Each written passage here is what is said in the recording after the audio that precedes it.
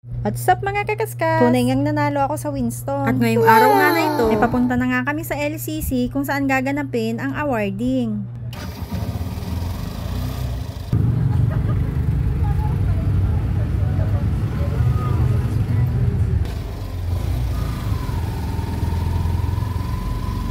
Napadaan nga lang kami kina ate. Plano ko sanang ipacheck yung sidecar. Kaya lang nag-close na daw pala sila kasi nabenta na yung kanilang pwesto. Kaya naman dumiretso na kami kung saan talagang aming pakay.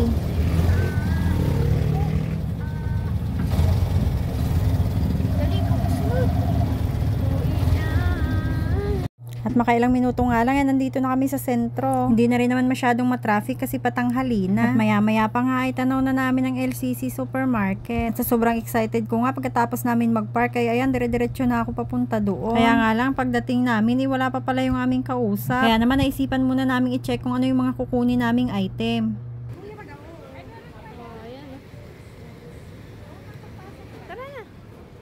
Pagpasok mo nga dito sa LCC, makikita mo na agad yung mga appliances na pwede mong bilhin. Napansin ko nga na wala yung number 1 item na gusto naming kunin. Kaya naman sabi ko sa mga kasama ko, ay tara na, dumiretso din tayo sa loob. Baka ikako meron pa naman sa loob. Kahapon pa lang kasi after nila ako tawagan at in-inform nila ako na ngayon nga ang awarding. Abay, agad ko nang inilista yung mga bagay-bagay na kailangan namin. Para naman ikako may makikita akong souvenir dito sa panalo ko sa Winston. Makailang minuto nga ng aming pag-iikot-ikot ay nagtanong na ako din sa counter. Baka ikakoy na ginugod time lang ako ng aking kausap.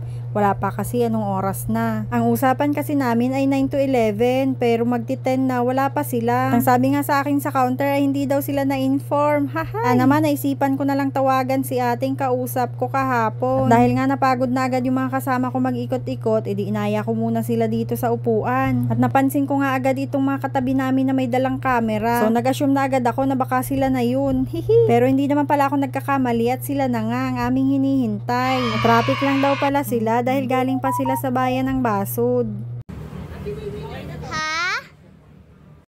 Maya pa nga, tinawag na nila ako para magperma dito sa aming kontrata. Nalipat pa nga nila ako diyan sa may mga debote para daw ako'y mapicturan. Ayun na nga, matapos kong basahin ang mga nakasulat din ay agad ko nang pinirmahan. Gusto ko na rin kasing matapos at nang mahawakan ko na yung cheque ba.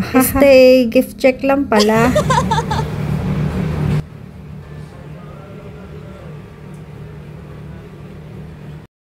Kala ko nga ay magtatapos ng aking pagbibida-bida, iba'y hindi pa pala. Meron pa daw pala ditong picture taking. Wow! Tuwang-tuwa nga pala ako diyan, pero hindi talaga maitatago na ako'y kinakabahan. At ayan nga, nanginginig pang aking kamay habang pinipicturan.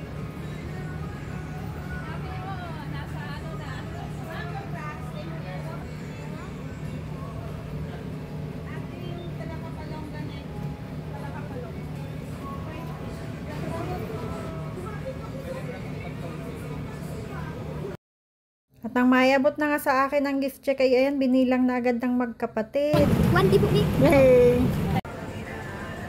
So ayun na nga, na kami agad dito sa mga kagamitan sa bahay. Una na nga dyan itong Asahi na blender. Syempre for the check muna kung ito ay gumagana. Bali nga pala, tinawagan ako February 20, sabi daw nanalo ako ng cellphone. Pero nito na lang kahapon sinabi sa akin na converted na daw ito sa gift check. Kaya nga lang itong gift check na napanalunan ko ay dito lamang exclusive sa LCC. Pero any branch ko naman daw magagamit. At dahil nga wise tayong mami, kailangan mga makabuluhan ang kukunin nating item. Gusto ko nga sana ng pressure cooker, kaya lang wala silang available kasi out of stock na daw. Kaya ayun, blender at rice cooker na lang at saka meron na ding plancha. And the rest, dahil nga negosyante tayo, syempre, mga panlaman na sa tindahan ang aking pinagkukuha.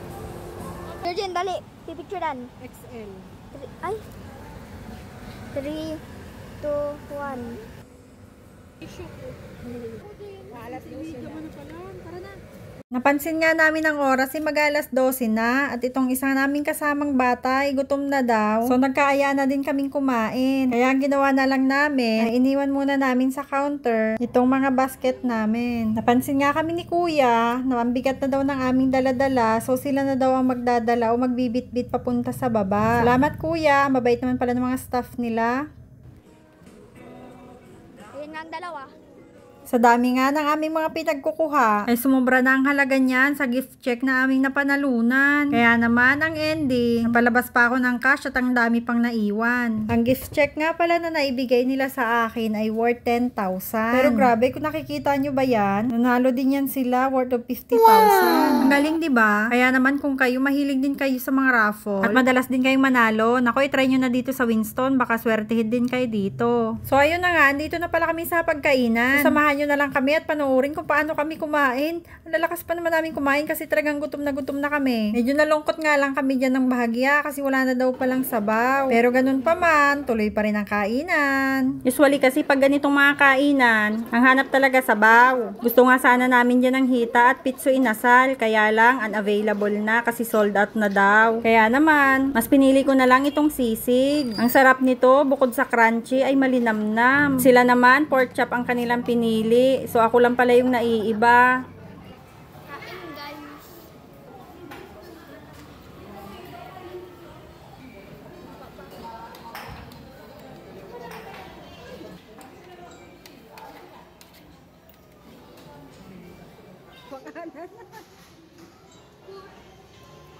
Maulit pa yan.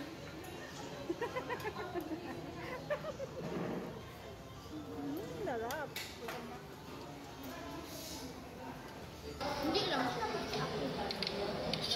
Ang nangyari din yung nag-request namin.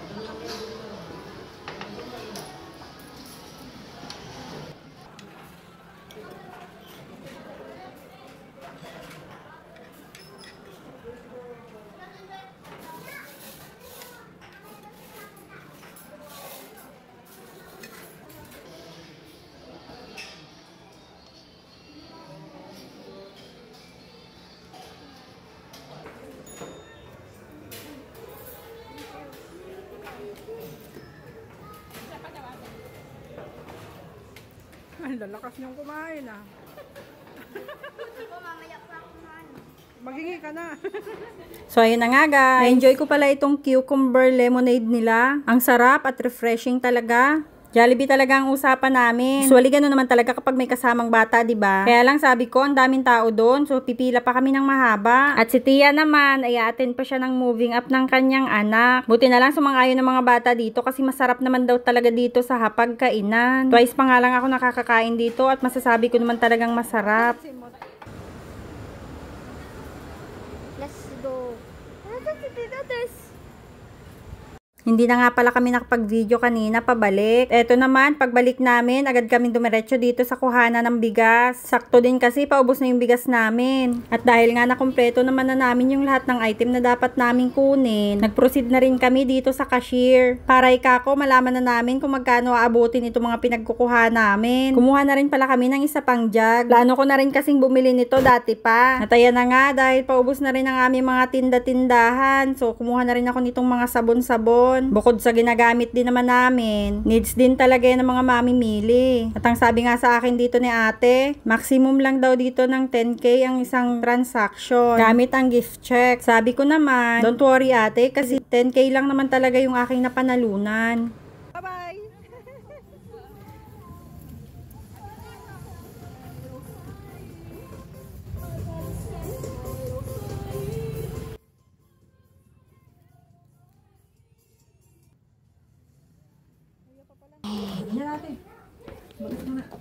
Ayan na nga guys. Nakadating na agad kami. Pagod kami dito. Ay, buhok mo ate. Okay. Wow, ang daming soft drinks. Wow.